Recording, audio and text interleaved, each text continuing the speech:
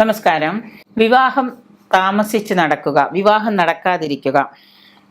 കുറേ കാലമായിട്ട് വിവാഹം ആലോചിച്ച് 25 വയസ്സ് തൊട്ട് വിവാഹാലോചനയാണ്. എൻ്റെ മകന് 25 വയസ്സ് തൊട്ട് വിവാഹം ആലോചിച്ച് വയസ്സിപ്പം 31ആയി. ഈ 6 വർഷമായിട്ടും വിവാഹം നടന്നിട്ടില്ല. പല ജ്യോത്സ്യന്മാരുടെ അടുത്ത് പോയി ജാതകം നോക്കി. പലരും പറഞ്ഞു ഒരു കുഴപ്പമില്ല, അടുത്ത മാസം നടക്കും, അടുത്ത വർഷം നടക്കും എന്ന് പറഞ്ഞു. എൻ്റെ മകളുടെ വിവാഹം നോക്കാൻ തുടങ്ങിയിട്ട് 8 വർഷമായി. ഇതുവരെ ഒരു വിവാഹവും നടന്നിട്ടില്ല. എല്ലാവരും നിരന്തരം പറയുന്ന ഒരു പല്ലവിയാണ്. പക്ഷെ പ്രധാനമായിട്ട് ജാതകത്തിൽ എവിടെയോ ഒരു ചെറിയ പ്രശ്നമുണ്ട് വിവാഹം നടക്കാതിരിക്കാൻ.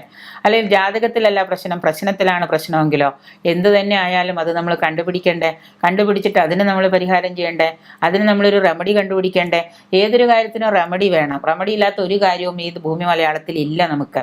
അത് ആസ്ട്രോളജിയിലാണെങ്കിലും നമ്മുടെ ജീവിതത്തിലാണെങ്കിലും എന്തിലാണെങ്കിലും കണ്ടുപിടിച്ചാൽ റെമഡി ഉണ്ടാവും. ആ റെമഡി അനുസരിച്ച് നമ്മൾ കാര്യങ്ങൾ ചെയ്താൽ തീർച്ചയായിട്ടും നമുക്ക് അവിടെ ഒരു പരിഹാരവും കിട്ടും.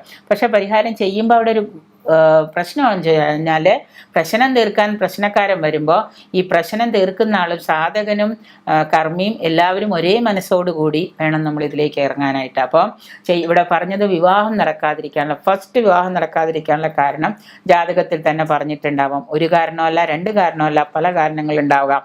ചിലവർക്ക് വിവാഹം വിധിച്ചിട്ടുണ്ടാവില്ല. ചിലവരുടെ ജീവിതത്തിൽ ചെറുപ്പകാലങ്ങളിൽ തന്നെ വിവാഹം നടക്കണമെന്നുണ്ടാവാം. ഈ ചെറുപ്പത്തിലെ വിവാഹം എന്ന് പറഞ്ഞാൽ 18, 19, 20 വയസ്സൊക്കെ ചെറുപ്പമാണ്. ആ പ്രായത്തിൽ വിവാഹം നടക്കണമെന്നുണ്ടാവാം. ചിലവർക്ക് ആ പ്രായത്തിൽ വിവാഹം കഴിഞ്ഞാൽ പിന്നെ വലിയ 40 വയസ്സ് 35 വയസ്സൊക്കെ 35-40 വയസ്സ് കഴിഞ്ഞൊക്കെ വിവാഹം നടക്കുള്ളൂന്നുണ്ടാവാം. അതൊന്ന്. പിന്നെ പാപഗ്രഹങ്ങളുടെ ദൃഷ്ടി, അശുഭദൃഷ്ടി, വ്യാഴത്തിൻ്റെയും കുജത്തിൻ്റെയും ജാതകവശാൽ ശുക്രൻ്റെ പാപമാകുന്ന ആ ദൃഷ്ടി, അതുപോലെ തന്നെ ജാതകവശാൽ കുജൻ്റെയും വ്യാഴത്തിൻ്റെയും ആ അശുഭദൃഷ്ടി, ഇതെല്ലാം എന്താണ് വിവാഹത്തിന് തടസ്സമാവാം. അപ്പോൾ വിവാഹം നടക്കാതെ വരുമ്പോൾ അല്ലെങ്കിൽ വിവാഹം നമ്മൾ ആലോചിക്കുമ്പോൾ ഇപ്പോൾ ഒരു 22-23 വയസ്സൊക്കെ ആകുമ്പോൾ ആൺകുട്ടികളാണെങ്കിലും പെൺകുട്ടികളാണെങ്കിലും വിവാഹം നടക്കാതെ വരുമ്പോൾ ആ സമയത്ത് നമ്മൾ ആദ്യം തന്നെ നമ്മുടെ കുട്ടികളുടെ ജാതകം ഒന്ന് പരിശോധിക്കുക. എത്ര വയസ്സിൽ വിവാഹം നടക്കും? വിവാഹം നടക്കാതിരിക്കാൻ 7ാം ഭാവത്തിൽ എന്തെങ്കിലും തടസ്സങ്ങളുണ്ടോ? 7ാം ഭാവത്തിലുള്ള തടസ്സങ്ങൾ ഇന്നതൊക്കെയാണെന്ന് പറയുമ്പോൾ അത് മാറ്റാനായിട്ട് നമ്മൾ എന്തൊക്കെയാണ് ചെയ്യേണ്ടത്? അത് മാറ്റിക്കഴിഞ്ഞ് വിവാഹം നടക്കാനായിട്ട് നമ്മൾ എന്തെങ്കിലും പൂജകൾ ചെയ്യേണ്ടതുണ്ടെങ്കിൽ ആ പൂജകൾ ചെയ്യുക. എന്തെങ്കിലും യന്ത്രങ്ങൾ ധരിക്കേണ്ടതെങ്കിൽ യന്ത്രങ്ങൾ ധരിക്കുക. ഇനി ഇതെല്ലാം ചെയ്ത് കഴിയുമ്പോൾ അവിടെ വേറൊരു ചെറിയ പ്രശ്നം വരുന്നുണ്ട്. ഇരിക്കുന്ന വാസ്തുവിൽ ചിലപ്പോൾ ഈ കുട്ടികളുടെ മംഗല്യയോഗത്തെ ബാധിക്കുന്നുണ്ടാവാം. ആ വാസ്തുദോഷം അങ്ങനെ വല്ലതും ഉണ്ടെന്നുണ്ടെങ്കിൽ അത് പരിഹരിക്കാം.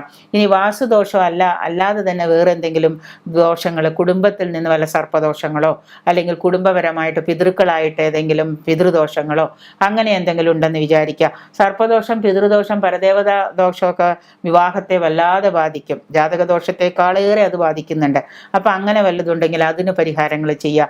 ഇങ്ങനെ അതെല്ലാം കാണണമെങ്കിൽ ആദ്യം നമ്മൾ വന്ന് ഒരു വൃശ്ചികനടുത്ത് വന്ന് നമ്മളത് പ്രശ്നം വെച്ച് നോക്കി വ്യക്തമായിട്ട് നോക്കണം. നമ്മൾ വെറുതെ എന്തെങ്കിലും നോക്കിയിട്ട് വ്യാഴം അശുഭദൃഷ്ടിയിലാണെങ്കിൽ പോലും വ്യാഴത്തിൻ്റെ കാലത്ത് വിവാഹ യോഗം ഉണ്ടെങ്കിലും വിവാഹം നടക്കില്ല. വ്യാഴം അശുഭനാണ്, വ്യാഴത്തിന് ദോഷമുണ്ട്, വ്യാഴത്തിന് കേന്ദ്രാധിപത്യ ദോഷമുണ്ട്. 21 വയസ്സ് തൊട്ട് 32 വയസ്സ് വരെ അല്ലെങ്കിൽ 30 വയസ്സ് വരെ വ്യാഴദശാകാലമാണ്. ആ സമയത്ത് വിവാഹയോഗം ഉണ്ട്. വിവാഹയോഗം വരുമെന്ന് പറഞ്ഞ് നമ്മളവിടെ മിണ്ടാണ്ടിരുന്നു. വ്യാഴദശാകാലമാണ്, നല്ല യോഗം വരില്ല, കല്യാണം നടക്കില്ല. കാരണം അവിടെ നമുക്ക് എന്താണ്, വ്യാഴത്തിന് കേന്ദ്രാധിപത്യ ദോഷമുണ്ട്. ആ ഗ്രഹത്തിന്, പാപഗ്രഹത്തിന് ദൃഷ്ടിയുണ്ട്.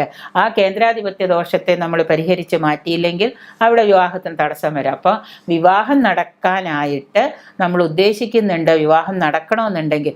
ഇനി ചിലവർക്കൊരു സ്വഭാവമുണ്ട്, വിവാഹ തടസ്സമൊക്കെ അറിയണമെന്ന് പറയും, വിളിച്ചു പറയും, വന്ന് നോക്കും, എല്ലാം നോക്കിയിട്ട് നമ്മൾ അതിൻ്റെ റെമഡിയും പറഞ്ഞു കൊടുക്കും. ചെറിയ റെമഡി ആയിരിക്കാം, ചിലപ്പോൾ ആ റെമഡിയും പറഞ്ഞു കൊടുക്കും. ചിലപ്പോൾ നിങ്ങളുടെ മോൾക്ക് ഇങ്ങനെ ഒരു ചെറിയ അഫയർ ഉണ്ട്, പക്ഷെ അത് മാറ്റിയിട്ട് നല്ല വിവാഹം നടക്കും, നിങ്ങൾ ഇന്ന വഴിയിലൂടെ പോകുമെന്ന് പറയും. പക്ഷെ അവർ പറഞ്ഞു കഴിഞ്ഞാൽ അവർ പറയാം, അയ്യോ 5000 രൂപയല്ലേ, 2000 രൂപയല്ലേ, കാശില്ല കേട്ടോ, ഞങ്ങൾ പോയിട്ട് വരാട്ടോ എന്ന് പറയും. 2 കൊല്ലം കഴിയുമ്പോൾ അവർ പിന്നെയും തിരിച്ചു വിളിക്കും, മോളുടെ കല്യാണം നടന്നില്ല മേഡം, അന്ന് പറഞ്ഞ പോലെ തന്നെ കല്യാണം എന്ത് വന്നാലും ആലോചന എത്ര വന്നാലും നടക്കണില്ല മേഡം, ഞങ്ങൾ വരട്ടെ, ആ പൂജ ഒന്ന് ചെയ്തു തരുമോ, ഞങ്ങൾ വരട്ടെ, ഞങ്ങൾക്ക് അതൊന്ന് ചെയ്തു തരുമോ എന്ന് ചോദിക്കും. ഞാൻ പറയാം, അന്ന് പറഞ്ഞ പൂജയോ? ശരി, നിങ്ങൾ വരൂ, ചെയ്തു തരാം. അപ്പോഴേക്കും 2 വർഷം കുട്ടിയുടെ പുറകോട്ട് പോയി. ആ കുട്ടിക്ക് ഇപ്പോൾ 2 വയസ്സിലൊരു കുട്ടി ഉണ്ടാവേണ്ട സമയമായി. കല്യാണം നേരത്തെ കഴിഞ്ഞില്ല എന്നുള്ളത് മാത്രമല്ല, പെൺകുട്ടികൾക്ക് പ്രായമേറി അതൊരു സങ്കടമായി.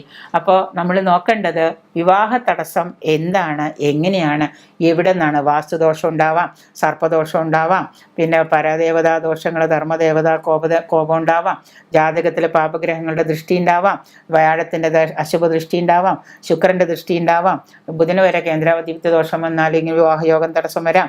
ഇതൊക്കെ വന്നു കഴിഞ്ഞാൽ ഇതിനൊക്കെ കൊച്ചു റെമഡി ചെയ്താൽ മതി.